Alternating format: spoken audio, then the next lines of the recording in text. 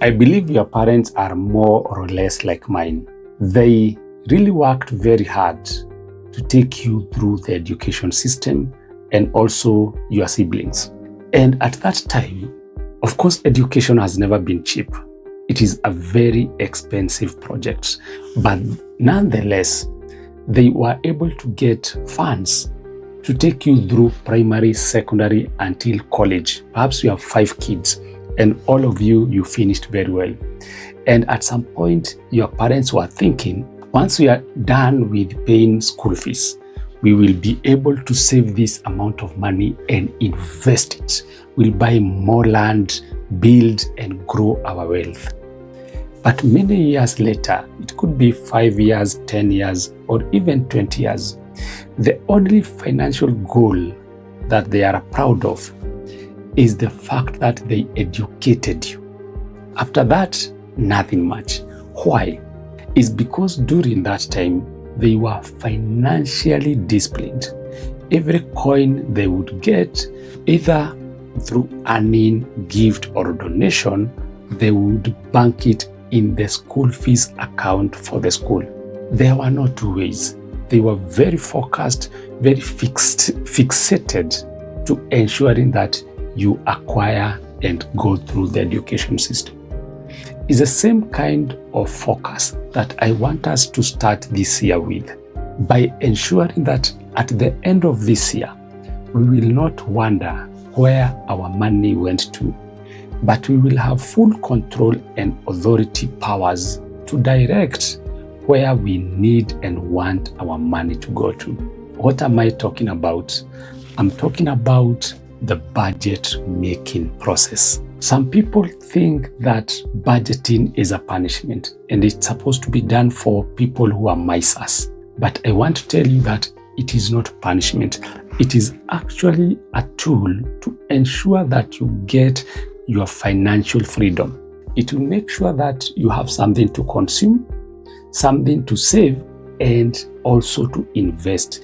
Remember, for those people who don't invest and they rely only on active income, these are the kind of people who will work until they die. You must understand by now that if you are not able to earn when you are sleeping, then for sure you will work until you die. Earning when you are sleeping is when you make money to work for you. You invest your money and you put structures and systems in your business so that you don't have to work in your business, but you have to work on your business. That the business can run even in your absence, but that cannot happen unless you budget. Yes, sometimes you feel pain when you are budgeting because it means you don't have the freedom to buy anything and everything that you want. But we know if you want to succeed, you have to practice the power of delayed gratification. Don't wish to get everything that you are desiring now. Sometimes you have to let go of the good so that you can achieve the great. Now, what I want us to do when budgeting, you are not guided by how much you earn, but by your priorities, your financial goals. Don't say that I earn 10,000 per month, so my budget for this year will be 10,000 times 12, 120,000. No, you don't have to be guided by what you are earning, but you need to be guided by your financial goals. And this year, I will use an example of someone who is earning 100 million per month. And we want this person to be able to buy a piece of land worth 1 million by the end of this year. It might feel daunting and heavy, but that's what your financial goals need to be. If they don't make you lose sleep at night, then they are not big enough. It's better you set a goal and you struggle to achieve it, rather than set a simple goal and you easily achieve it. And it doesn't stress you, it doesn't strain you, it doesn't stretch you. And that means it doesn't give you the strength. So I want us to come with a financial goal where you anticipate to buy a piece of land worth 1 million. And your earning capacity per month, if you are employed, is 100 million. But then I want to say, there's no one who doesn't have a side hustle.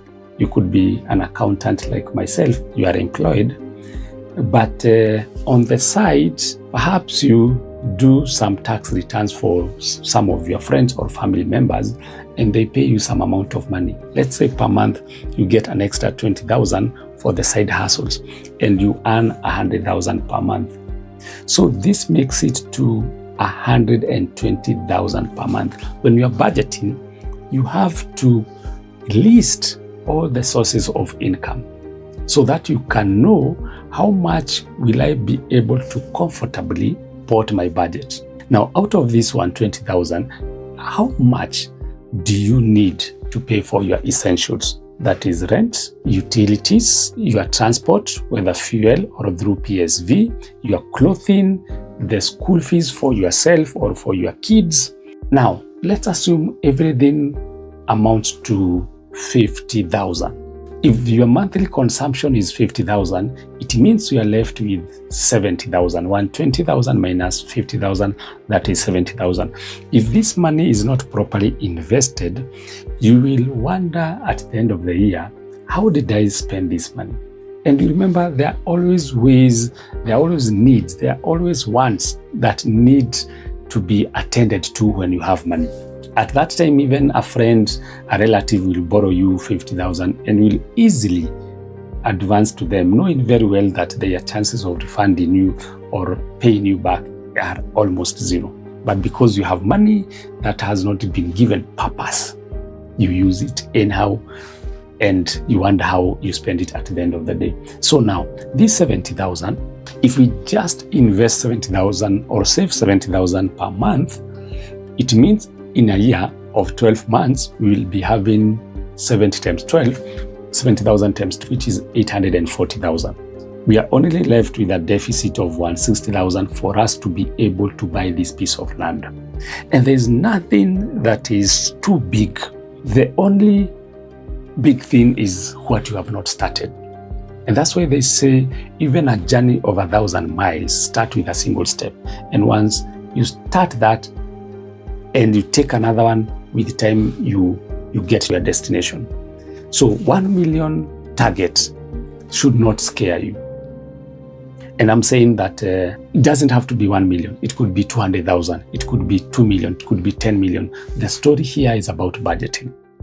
So now, the 70,000 times 12, 840,000, you have a deficit of 160,000. That one, you have the power to borrow. Remember, you'll be borrowing in December, because it is in December that we want to buy this piece of land. So borrow 160,000 either from your friends or relatives or even from a financial institution, but do not pay this year, because by that time, this year will have ended. We are talking about December. And remember, you don't have capacity to spend any other money even to repay the loan. That's why I'm saying just ensure that you borrow in December so that you start repaying in January next year. But something interesting, perhaps you don't even need to borrow this 160,000. Why? Let me tell you something. If you put your money, the 70,000, somewhere in a mattress account or in a bank account where it is not growing, then it will actually shrink, because it is said what you don't produce reduces, and what you don't use, you lose. And I'm talking about inflation. So you have to ensure that this 70,000, you don't keep it in an idle manner. Invest it. Where do you need to invest this money for a short period of time? The money market funds. The 70,000, if the 70,000 that you will get in January, you invest it in a money market fund for the next 12 months, by December, the 70,000, assuming it grows at a rate of 10% per annum, you will have an extra 7,000. So by December, the 70,000 for January will not be 70,000 any longer. It will be 77,000. The one that you invest in February, it will not be 70,000 by December. You will have invested it for 11 months, so it will give you maybe 76,000. The one for March will not be 70,000, it will perhaps be 75,000. For April, not 70,000, it will perhaps be 74,500. So by December, this 70,000, 40,000 that you are anticipating to get, it will be maybe something like 920,000. And therefore, perhaps you will only be required to borrow a very small amount of money, perhaps less than 50,000. And that way, you will have achieved your financial goal. But let me tell you, if you don't plan and budget the way we have analyzed, the end of the year will come, and I know you will get some more side hustles along the year, but you'll just be buying expensive shoes, expensive clothes, going to eat in expensive joints. You increase your entertainment budget, because life has a way of filling gaps, and life abhors. The life does not like empty spaces. Anytime the empty spaces is created, feeds either air or water. But vacuum, life abhors vacuum. So there's no vacuum. So if you don't plan for your money, automatically some other ideas will come and your money will still be spent.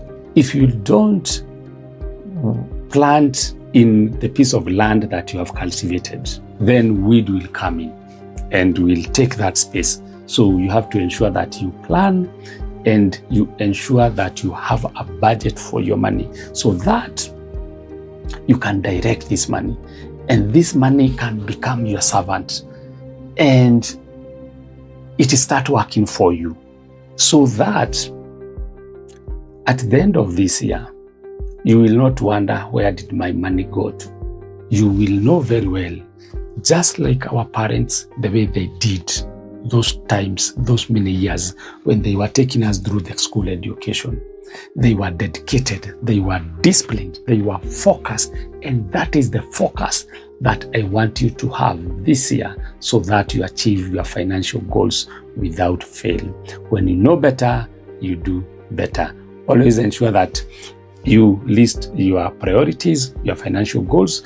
How much is your income? How much do you spend on a month-to-month basis on basics? Then what is remaining, you can invest in a money market fund or buy treasury bills, so that by the end of the year, you'll be able to achieve your financial goal of buying a piece of land at 1 million Kenya shillings. And I know you will thank me later.